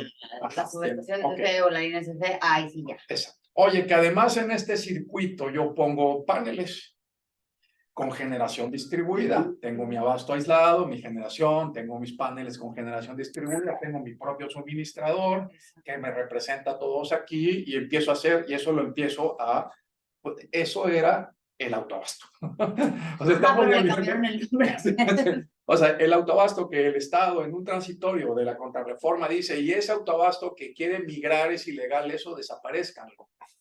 Le dice al Congreso, y por eso la aprueba, pues, o sea, la iniciativa le dice al Congreso y por eso la aprueba, y en las controversias dicen a los jueces, declárenlo inconstitucional porque era una ficción. Eran privados, dice el Estado mexicano, que les daban una acción de la sociedad, pero en realidad lo que estaban haciendo era comprar energía en todo el país usando la red de la CFE con una tarifa de transmisión, dice el Estado mexicano, subsidiada. Eso fue la materia de los primeros litigios. Y eso se ganaron todos, o los que nosotros conocemos, se ganaron. ¿Por qué? Porque el Estado dijo, ya no te voy a cobrar tarifa subsidiada, te voy a cobrar 8 veces más. Oye, eso ya no puedes, porque yo tenía un contrato contigo con una tarifa fija. Así empezó la controversia con este gobierno. ¿Sí? Entonces, ¿qué pasa? Ok, ya, eso es aquello. Bueno, hagan autoabasto regional. O sea, no nos metamos los privados con el sistema eléctrico nacional, no nos metamos con la red de la CFE, pero hagamos nuestra generación, es distribución, claro que es distribución, pero la ley dice que es una línea privada, que no la interconectas a la red. Oye, que eso va a ser muy caro para los privados. Bueno, depende. Oye, que eso nos deja fuera, nos explicaron en este seminario de estos 2 días, que está muy fresco y lo que queremos es compartírselo, por eso hacemos tanto referencia a ello. Dicen, bueno, es que una de las ventajas de México es su costo de energía. O sea, si queremos todavía seguir siendo competitivos, una nación manufacturera, tenemos que seguir ofreciendo tarifas eléctricas accesibles. Entonces empezamos a tener que construir líneas privadas muy costosas, que le vamos a tener que transferir el costo al privado dentro de nuestro proceso de proyecto, pues sí, podría dejarnos fuera de mercado. Sí, ya no vamos a ser competitivos Ajá, en eso. ajá. Hay la CFE reciente, bueno, la CRE recientemente ya publicó o aprobaron una resolución para las reglas de acceso abierto a las redes. ¿Sí? Y ya habla de redes privadas, cómo se incorporan estas al sistema eléctrico nacional. ¿Sí? Y hay proyectos de CONAMER, 2, donde dicen que la evaluación para que éstas se aporten y que CFE reconozca de alguna manera esa inversión, de alguna manera. ¿Y cómo se hace el avalúo de eso? O sea, ya vamos hacia allá. ¿Sí? Ahora, ¿de dónde viene esto? La LIE contempla lo que se le conoce como derechos financieros de transmisión. Sí, eso es un derecho, pues, no es un derecho para que podamos transmitir energía en la línea, pero es un costo de compensación en nodos caros, como permite que no sea tan cara la transmisión. Para que eso funcione tiene que haber más líneas. ¿Qué pasó? Que se quedó el concepto nada más en la LIE, no se ha todavía habilitado la venta de esos derechos financieros porque este gobierno lo frenó. O sea, falta regulación. Dijo, no, todo lo que sea inversión privada en transmisión y distribución, eso dijo este gobierno, no se va a hacer. ¿Ok? O sea, 6 años se congela inversión privada en transmisión y distribución y derechos financieros de transmisión se suspenden. Se suspenden de facto. La ley está. Oye, ¿que el siguiente gobierno los puede habilitar? Claro que sí. O sea, que el siguiente, ¿por qué? Porque todo es legal, o sea, todo está previsto en la ley, nada más es cuestión de echarle ganas y decir, oye, pues está en la ley, ya lo declaró la Corte Constitucional, se puede hacer, pues oigan, vamos a hacerlo. O sea, si lo que estamos haciendo es que en México queremos tener más generación limpia, más generación, que estemos seguros todos que hay la suficiente generación, que hay transmisión, pues necesitamos esas líneas. ¿Qué hay que hacer? Habilitarlo. O sea, publicar esas Sí, reglas. bueno, aparte es el mercado 2.0, ¿no? La segunda fase del mercado eléctrico mayorista. El mercado eléctrico mayorista está en 2 partes, entonces ahora estamos en la primera. Era para que entrara en el 2018, 2019, pero pues como dice Pedro, se detuvo, pero ahí está. Y sí, al menos los participantes del mercado, pues como te digo, tenemos acercamiento con SENACE y estamos pues platicando y viendo ya la manera en de que, bueno, pues vamos a empezar a armar el caminito, porque si no, ya nos detuvieron, no nos congelaron un ratito, pero pues Eso es. hay que seguir, o sea, hay que seguir, continuar con ese camino, ¿no? Para poder llegar ahí, para que el mercado sea más competitivo, para que al final de cuentas, pues, exista la libre competencia, sea más desarrollo eficiente del desarrollo eficiente sobre todo eso. Sí.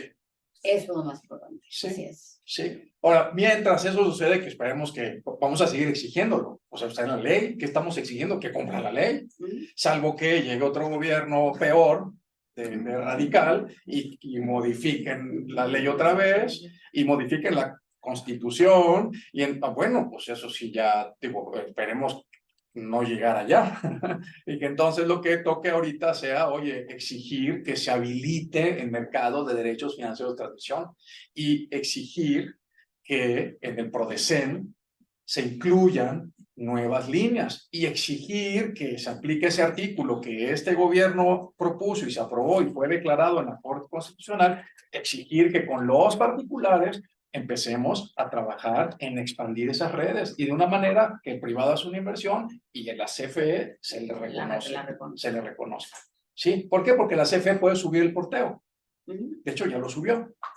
¿Sí? Entonces ya la tarifa de transmisión ya es más alta. Bueno, CFE, tú reconoces, ¿verdad? El gobierno anterior, antes de terminar, en el último año estaba licitando 2 grandes líneas de corriente directa, ¿verdad?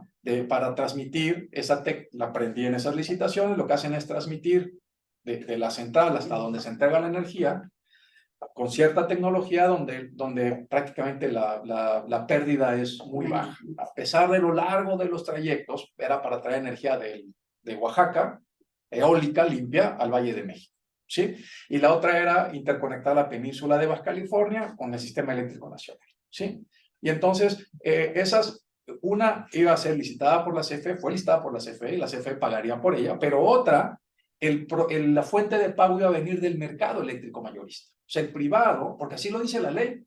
La ley dice que la Secretaría de Energía puede contratar con privados, eso dice, para que el privado, por cuenta del Estado, preste el servicio de transmisión. Lo está prestando el privado por cuenta del Estado. ¿Quién le paga al privado? Los privados. No, pues eso es una violación a la ley. No, está en la ley. O sea, la ley así lo dice. ¿Ok? Entonces el privado lo que hace es que construye una línea, por cuenta del Estado presta el servicio, el Estado recibe la tarifa de transmisión y el Estado se voltea en una cuenta y se la paga al privado. ¿Dónde estaba esa cuenta? En el SENACE. Y hay toda una serie de reglas que el SENACE dice, ok, yo como administrador del mercado electromayorista puedo cobrar esa tarifa y entregársela. Nada más que este gobierno dijo, no, se cancela. ¿Por qué? Porque no vamos a hacerlo. Es una decisión. Ok, eso dice el gobierno, pero aquí estamos los ciudadanos. Y está la ley y está la Corte. Entonces, por eso queríamos hacer este foro. O sea, no es andar de picapleitos, no es andar buscando problemas, no es andar vendiendo servicios de litigio, es Nosotros nos consta en un número grande de litigios que nos ha tocado llevar, que no anduvimos buscándolos, ¿verdad? Nos consta empresas que ya no iban a poder operar y las vemos operar, ¿verdad? Nos consta que la defensa de nuestros derechos sí funciona. Y sí funciona para que las empresas puedan seguir operando y que puedan seguir operando de una manera competitiva, o sea, con una tarifa eléctrica baja y que no tengan que cerrar. Y no me refiero a empresas de generación de electricidad ni de venta, me refiero a empresas, a fábricas, que dicen, no, la única manera que yo puedo seguir siendo competitivo a nivel global para poder seguir exportando mis productos es esta. Y parecería que eso el gobierno no lo ha entendido en 5 años. Yo creo que en el último año tampoco lo va a entender. Y entonces tenemos que nosotros, que sí estamos de este lado y que sabemos lo que implica todo esto, seguirle. Porque es gracias a que lo hicimos, la defensa de nuestros derechos, que estamos nuevamente en la Suprema Corte de Justicia, cerca de una sentencia posiblemente favorable. Ya, gracias. Oye, pero entonces, Perdón. ¿Sí? damos oportunidad a un par de preguntas acá de las personas que están en línea. Nos pregunta, la primera es, ¿consideran que va a influir en la votación de los ministros el momento actual que se vive en el Poder Judicial, el Poder Ejecutivo y Legislativo, donde se han eliminado los fideicomisos al Poder Judicial? Ya Ya lo comentamos y no. Es netamente jurídico y ahí sí la independencia judicial, pues, digamos, pues sí se aplica. Yo creo que, nos preguntan también, en su experiencia, ¿cuál es la mayor dificultad para una empresa para generación de energías limpias en el ámbito legal? Los permisos, ¿no? Los permisos y lo que comentábamos ahorita, el cambio en las tarifas de porteo. Anteriormente tenían una tarifa subsidiada las centrales que operaban antes de la LIE con tecnología limpia y ahora no existe tal, ¿no? Entonces sí tenemos, muchas empresas se han amparado en contra de eso. Y los cambios, digamos, en grandes rasgos, pues la contrarreforma fue impactar el uso de energías limpias, entonces todas las empresas o la mayoría de ellas de energías limpias están combatiéndola, ¿no? Yo creo que ese es el reto más importante que han enfrentado en los últimos años, aunque como decíamos, el panorama internacional e incluso la ley de transición energética las protegen, pero pues esta contrarreforma viene a contravenirlas, ¿no? Muchísimas gracias. La última que tenemos aquí por chat es, nos preguntan si pueden aclarar a qué seminario se refieren, creo que hubo interés por ahí en el seminario. Sí. Y la misma persona, el nuevo abogado, nos pregunta, en su experiencia, ¿cuál ha sido la postura de la CRE para los procesos de migración de plantas que actualmente están bajo el esquema de autobasto y que pretenden migrar al MEM de la LIE, sobre todo si los generadores se encuentran amparados contra el aumento de tarifas de porteo? Yo contesto la fácil. Sí, perdón. La asociación. Es el 13º Congreso Conjunto de Asociaciones de Energía. En el periódico Reforma, los eventos fueron miércoles y jueves. El evento fueron 2 días, pero desde el miércoles ha publicado muchas notas en primera plana. Muchos de estos temas que estamos aquí compartiéndoles están publicados y hay artículos más detallados y han ido sacando varios pues extractos de ponencias. O sea, chequen el periódico el miércoles, jueves y hoy, y ahí hay más información. Y ese es un congreso, nosotros no habíamos asistido, Hugo nos invitó, tomó la iniciativa. Nosotros fuimos patrocinadores, y la verdad es que se repite cada año, entonces esperamos, creemos el año que entra y lo esperamos, mandamos. Es el 13º Congreso. Fue el 13º, son las asociaciones de energía las más importantes a nivel federal, muy interesante. Y expositores de primera. Sí. De primera. Así es. Sí, tú estuviste ahí también, ahí participando. A ver si ahí estuvimos, Sí. Regulus estuvo como te digo, como patrocinador y también la Asociación de Comercializadores de Energía también ahí estuvo, estaban todas las asociaciones, la verdad es que estuvo súper completo. Sí. Entonces, y positivo, o sea, hablando Sí. del potencial de energía que tiene México, de cuáles son los problemas del mercado eléctrico, o sea, cómo solucionarlos, qué faltó de la regulación, o sea, gente que ayudó a crear el mercado eléctrico mayorista, ahí estaban, nos estaban explicando qué pasó, qué falta, cómo se puede resolver. En materia de hidrocarburos, se habló de las grandes reservas. Bueno, un comisionado de la Comisión Nacional de Hidrocarburos, que está su declaración en Reforma, dice que hay, En el norte. sí, en el norte, y que hay gas para 100 años. Sí. O sea, que México tiene gas para 100 años, o sea, con reservas ya encontradas, que lo que hay que hacer es sacarlo, pero pues, ¿con qué? Ajá. No les gusta la tecnología. Ajá. O sea, todo el panorama que pintaron fue bastante positivo, Esperanzador. bastante positivo. Así es. O sea, la verdad no tendremos, digo, no tendremos por qué andar litigando, pero bueno, No deberíamos. no deberíamos. La segunda pregunta. La difícil. En nuestra experiencia sí hemos visto que hay voluntad por parte de las autoridades. Digamos, la intención última del Estado en este momento y de los reguladores es transitar al mercado eléctrico mayorista, ¿no? Ya que no existan tantas centrales operando bajo el régimen legado. Y en esa medida sí hemos visto voluntad de la CRE para permitir esa migración de forma eficiente y rápida. Y no hemos visto tan claro un obstáculo porque se encuentren amparadas de una u otra forma. Al momento de migrar, pues ya no les aplicará esa tarifa de porteo, entonces propiamente la empresa está renunciando a ese derecho y pasaría a operar bajo del MEM. Entonces, la CRE, como habíamos dicho anteriormente, ha escogido algunas solicitudes para resolverlas antes que otras y creo que la migración es una de las principales que sí gustan. O sea, las retrasa. No, las adelantas migraciones Sí. para que ya entren en operaciones en el MEM. Ok, pero hay muchas. Muchas. Muchas. O Sí. sea, No, pues hay 4,600 trámites pendientes. sí. Entonces ha ido sacando de poco, pero creo que la voluntad del Estado es que sí ya el régimen exacto. legado deje de existir y Sí. todos Se estemos de este también lado. en esa postura, se nace, la CRE sí se ven que están así que ya váyanse para el menos. Ok.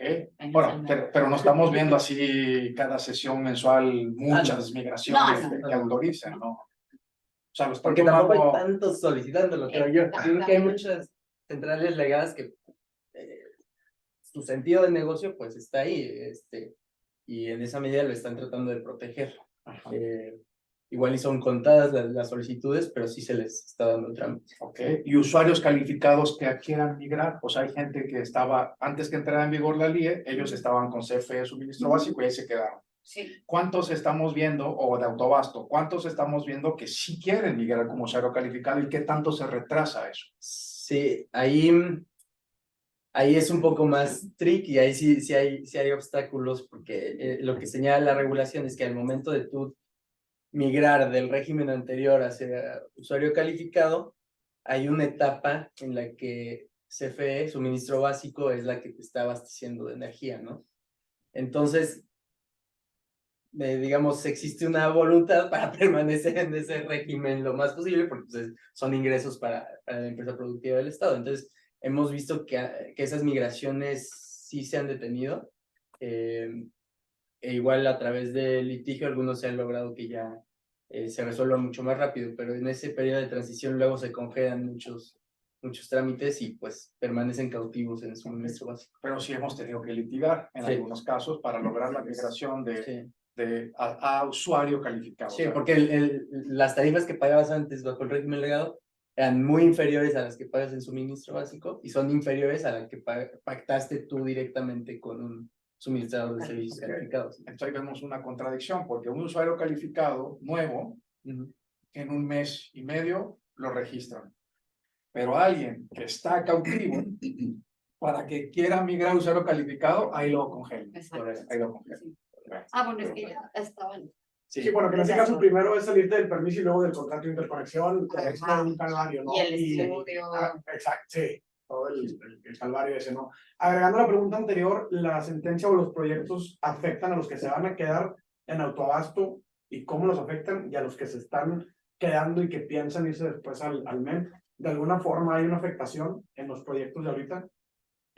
Lo que señala el artículo transitorio que tiene que ver con los permisos de autoabastecimiento, en la acción de inconstitucionalidad resuelta ya por el Pleno de la Corte, ahí se declaró constitucional esa disposición.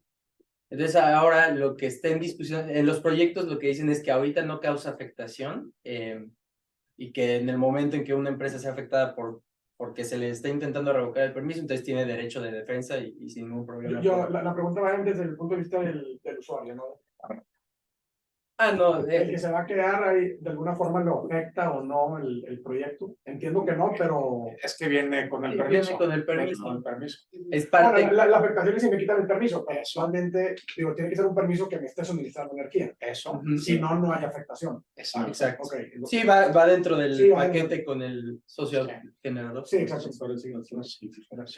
Sí. Ella tenía también. Sí, yo iba a preguntar hace rato y retomando lo que estabas hablando sobre los derechos financieros. ¿Esa es la alternativa que han encontrado ustedes para poder sopesar la inversión que tiene que hacer la industria pesada que ya se encuentra instalada, que no está dentro de un parque industrial con el abastecimiento aislado que bien mencionaban, pero que tiene que hacer una inversión y ceder esa inversión en infraestructura CFE? Es una opción que es una opción de fácil implementación, porque es un tema nada más de voluntad, de habilitar el mercado de derechos financieros de transmisión. Ahora, en lo que aquello sucede, hay que construirlas, ¿no? Sin duda. Bueno, entonces, ¿se pueden construir? Sí, se pueden construir. Líneas privadas, sí, se pueden construir. ¿Las puede operar el privado? Eso dice la ley. Que sí las puedes operar. La línea privada, ¿ok? Nada más. Ajá, ok. Oye, y esa línea privada, vamos a hablar de la última milla, ¿ok? Oye, ¿y la última milla dónde empieza y dónde termina? Bueno, pues llega el Sistema Eléctrico Nacional, llega donde están los medidores, ¿verdad? Y usan todo lo que está detrás del medidor, pues ya no está en la red. Aquí todo esto es privado. Líneas, baterías, aquí está todo un sistema privado de distribución privado, ¿verdad? Oye, sí, pero es que eso es carísimo. Sí, es caro. Pues claro que sí. Oye, ¿y a quién se lo cobro? Pues a los que lo van a usar. No, por supuesto, pero ahí estás hablando, digamos, de un parque industrial, ¿no? Ajá. Pero cuando hablo, imaginemos de una sola industria, un solo cliente, ¿no? Vamos a ver, una sola industria pesada de manufacturera, de acerera, de lo que tú quieras. Entonces, cuando ellos requieren más, y está sucediendo actualmente por el nearshoring, y se nace CFE y el mercado le dice, bueno, el costo de construcción de infraestructura es este, ¿no? Entonces, ya cuando lo hacen en su balance, dicen, bueno, yo voy a tener que aumentar todos mis costos para poder sopesar esto y cederlo a CFE. Entonces, mi pregunta era si el aspecto de los derechos financieros sopesan ese tipo de proyectos, o pueden llegar a sopesar. Sí lo sopesan, pero en tanto eso se habilita, ya en la regulación, en esto de acceso abierto y lo que está en CONAMER, ¿sí? Se habla de que esa parte de esa inversión de alguna manera sea reconocida también por la CFE, o sea, que no todo se lo cobres al privado. Exactamente. Sino que al aportarla, el Estado reconozca un valor, o sea, que se asuma cierto, que se comparta cierto costo, o sea, que no todo el costo lo asume el privado.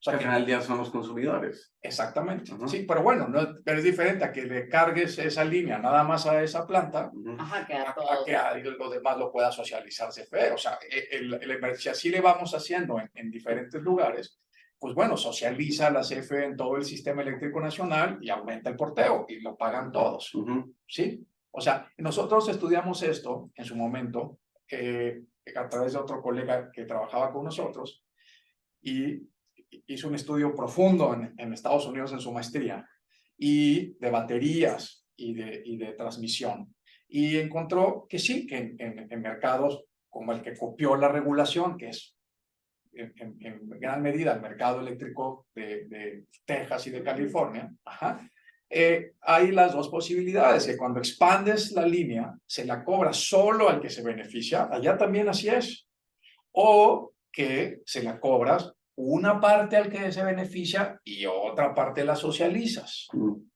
¿sí? O sea, es lo usual.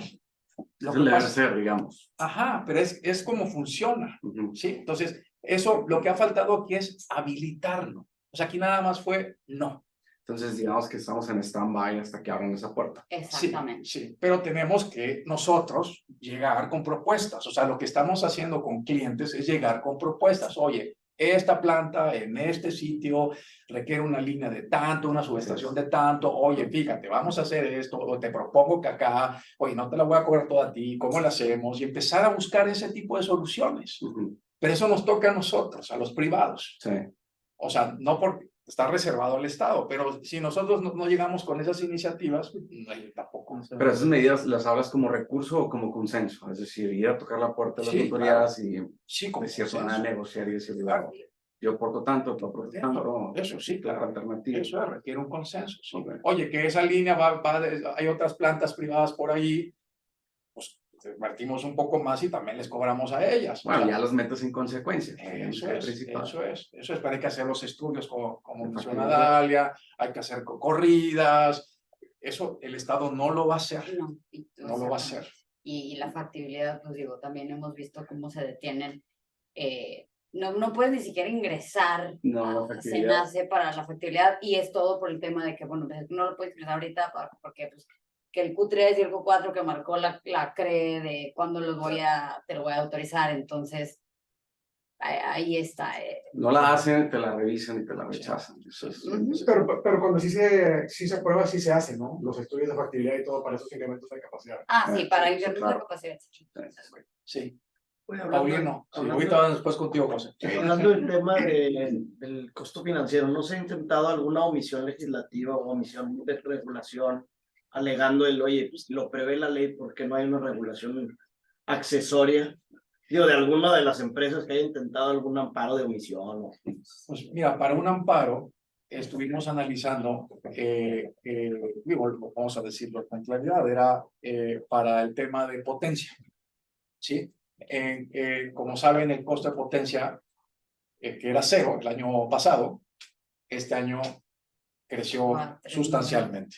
¿A cuánto? ¿Cuánto bien? 3.015.000. Exacto. Entonces, obviamente ese costo se lo está, el suministrador se lo está pretendiendo cobrar al usuario calificado, porque él tiene que pagarlo porque se ajustó el precio de que, oye, y entonces con un consultor económico encontramos que no tenía justificación, ¿sí? Y que además se debía a una omisión, entre otras, por no haberse creado zonas de potencia. Es una omisión legislativa y lo estudiamos y concluimos que sí podrían proceder. Sin embargo, no, hasta ahorita pues no se han animado a presentar la demanda, pero sí. Sí, y la diferencia creo que ahí sustancial es que en este caso sí había una orden de regular en ese sentido y en derechos financieros no la hay. No hay, Sí, o sea, no, concreto. o sea, sí falta la regulación, pero no hay un transitorio que Sí, te no hay diga, un te transitorio doy este que se- plazo para hacerlo. Y normalmente lo que ha dicho la Corte es que procederá contra omisiones cuando existe Cuando esa orden, existe, ¿no? sí, sí.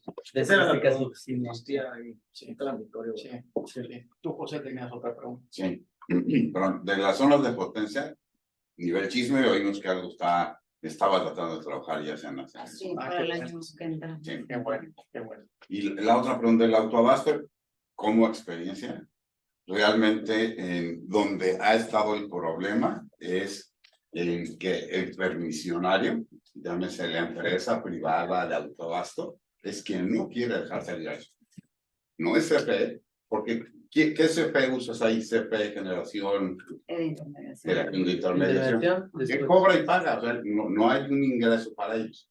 Es el permisionario que no quiere dejar salir a los clientes porque pierde ingresos, pero es un privado contra el privado, o sea, no es. Ahí Y ahí tenemos. es donde dice Senace, yo no me voy a meter en esa bronca porque es, ¿no? Porque es entre Entre ustedes dos, privados. y yo no me debo de meter. Pues tampoco habíamos preparado, pero también tenemos un caso a veces. y tampoco, conste que es lo que- mira, no podemos dar mucho detalle, secreto a todos ustedes, clientes y colegas, pero hay como tú sabes, hay un acuerdo que dice, de la CRE, que dice que si el privado se quiere cegar, o sea, autoabasto no tiene que pedirle permiso al permisionario. Que nada más le avisa a la CRE que ya se quiere ir y se va. Y sucedió. Un privado le dice a la CRE, ya me quiero ir, y le dicen, está bien, te saco del permiso. Y le avisan al permisionario, oye, pues me llegó esto y ya se lo autoricé. Y el permisionario te llegó y me preguntaste. No, pues es que eso dice el acuerdo. Pues un acuerdo es mi sociedad Autoabasto, mi compañía, esta compañía tiene una acción conmigo, una acción, y no se puede ir así nada más. Esto tiene que ser consensado, ¿no? El acuerdo dice que te puedes ir. Y el privado dice, ok, me quiero ir, pero ya me quiero ir a usuario calificado y no me deja el regulador, porque me atrapó la CFE en medio. Me salí de Autoabasto, me atrapó aquí y no me deja el regulador. No, lo que, digo, yo he hablado con CFE, y pero no hacerlo muy largo, hay un contrato privado entre CFE, Generación de Intermediación, y el permisionario, y no lo puede cancelar unilateralmente CFE. Es el problema. Y el permisionario no quiere. Mi punto de vista es el privado contra el privado. ¿Quién? Gonzalo Bronca. Te contamos este caso. La CRE le dijo, te puedes ir. Sí. Se fue, aunque todavía está su centro de carga en el contrato de interconexión, de porteo, se fue, pero lo agarró la CFE y le dijo, mientras te registran como usuario calificado, me compras a mí. Y no te voy a dejar Ya ir. te fuiste del Autoabasto, ya está en el limbo. Pero ahí, pero en esos casos Pero estamos eso hablando pasa que le con sacan los el centros permiso. de carga de ¿Eh? Autoabasto. En esos casos estamos hablando que te sacan el permiso Claro. para la interconexión. Que es el, Y eso queda es lo que amarrado, dice ¿vale? José, sí. Digo, falta la parte de interconexión que también ahí es otro. No lo han sacado. No, ahí está Ahí la está, acta, sí, ahorita, sí. Eso es lo que lo detiene. Es lo que está deteniendo todo y. Mientras paga tarifa de Sí. CFE, Fácil. Bueno, más caro. no, Sí, claro. Salió de Guatemala para llegar a Guatemala. Y lo que llega a mejorar. así es. Bueno, pues como verán, está muy entretenido, muy entretenido, muy entretenido. ¿Algún otro comentario, Miguel, en red Zoom, todo bien? Aquí tenemos, a ver, un par en Zoom, si no hay más aquí. Nos dicen, hay una pregunta. Trabaja mucho. En su percepción como abogados representantes de empresas privadas y expertos en temas de regulación, ¿consideran que la postura o la participación de la CFE con respecto a la reforma energética presidencial ha sido un obstáculo promotor en contra del tema de inversión en cuanto al tema de generación privada? Sí, yo sí. ¿Tú? Bueno, yo, como dije, en lo que a mí me concierne como comercializador o suministrador, CFE no ha sido ningún obstáculo para mí. Depende en qué actividad de la, Ajá. en qué eslabón estás, pero sí, en muchos casos sí. En su mayoría, sí. Muy bien. Y son las preguntas, por aquí hay un comentario más que pregunta.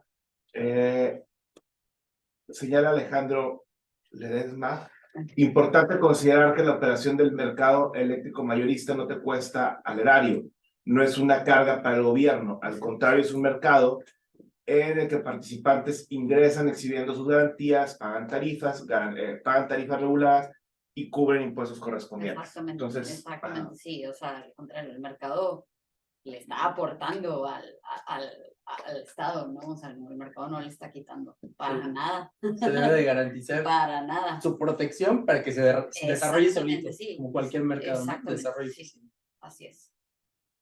Procesalmente yo tengo más una última pregunta. Ahorita el litigio, digamos que entre otras muchas cosas versa sobre qué es autoaplicativo, ¿no? Entonces, worst case scenario, pasa lo que no queremos que pase, se aprueba en sentido contrario, ¿no? Digamos que volvemos a donde estábamos. Entonces, los medios de defensa van a empezar a aplicar el primer momento de aplicación, ¿no? Exacto, así es. Vamos a volver a estar en donde estábamos, ¿no? Porque no veo circunstancias, y aquí es la opinión que me gustaría hacer a ustedes, no veo circunstancias de que el Senado se pueda dividir mercados. Por ejemplo, el orden de despacho. No hay circunstancias ni jurídicas, ni materiales, ni técnicas, ni nada, ¿no? Entonces, si sí existe esa posibilidad, ¿ustedes creen que los privados van a tener que promover los mismos medios de defensa sobre los mismos supuestos? Sí, conforme te los vayan aplicando. Claro, Sí, por supuesto. pero sí, necesariamente. Yo creo que el más complicado es la orden de despacho, pero ahí entra el tema técnico de en qué momento me lo están aplicando, cuándo no, porque también no es tan transparente. Para acreditarlo. Para acreditarlo. Ajá. Entonces sí, la salida fácil, y creo que la Suprema Corte tiene ese encargo, es dar certidumbre, porque si generas dos sistemas Es que es conviviendo al doble mismo mercado, tiempo, haces una imposibilidad práctica, o sea, no, ni se nace ni los particulares podrían estar conviviendo en ese esquema adicional. Si ya se opera con un régimen legado y en el MEM, ahora divides el MEM en dos, se hace un caos, sería impráctico. Y es parte de la ponderación que se está hablando ahorita. El tema de autoaplicativo y heteroaplicativo solo está respecto de los artículos transitorios, que es el tema de posibilidad de revocar permisos de autoabastecimiento y renegociación de contratos de productores independientes de energía. Para el resto, los proyectos no hablan de que hay una discusión si es hetero o autoaplicativo. Todo lo demás están considerando lo que sí afecta desde la entrada en vigor. O sea, digamos que una alternativa, en el buen sentido, es que si pasa lo que no queremos que pase y se promueven nuevos amparos por el primer acto de aplicación, es altamente probable que pongan o den efectos generales, ¿no?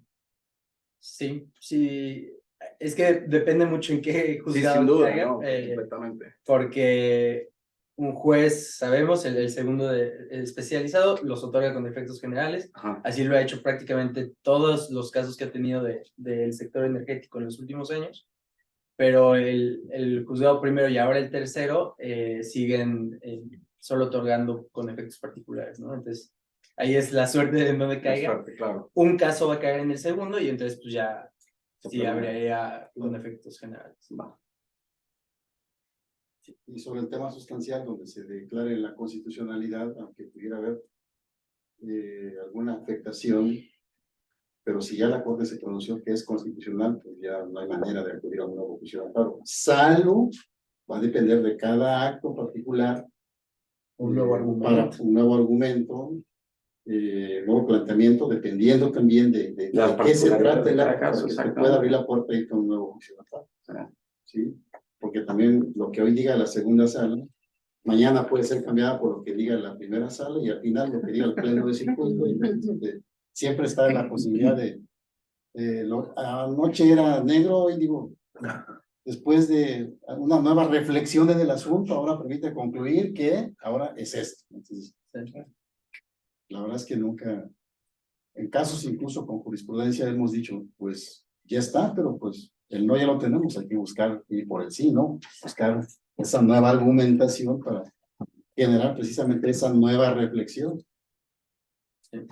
Sí.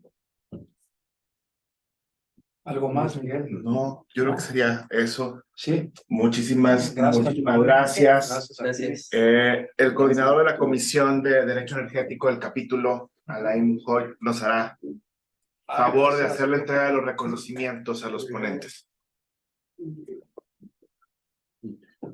Vamos a permitir la lectura 1. Sí. Entonces, en nombre del capítulo de la Cámara Mexicana de Abogados del Capítulo Nuevo León, les agradecemos primero venir hasta su casa, en nombre del presidente Miguel, por su destacada participación como ponente en la sesión titulada Efectos de la sentencia de la Suprema Corte de Justicia sobre la reforma de la ley a la industria eléctrica. Muchas gracias. Gracias. Muchas gracias. Gracias, autoridades. Gracias a ustedes por la asistencia. Gracias.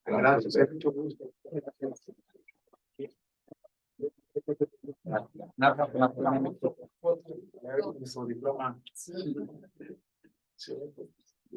Como graduación. Terminando el kinder. Tijeritas uno. Sí. Gracias. Sí.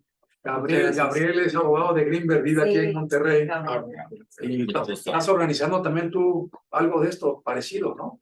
Tenemos en el marco de los eventos del aniversario de Greenberg, la próxima semana va a haber una serie de webinars y uno del que vamos a hablar, bueno, el que me toca participar a mí es el del nearshoring, el próximo martes. Ajá. Y estás promoviendo acá también, ¿no? O sea, todo este tema de...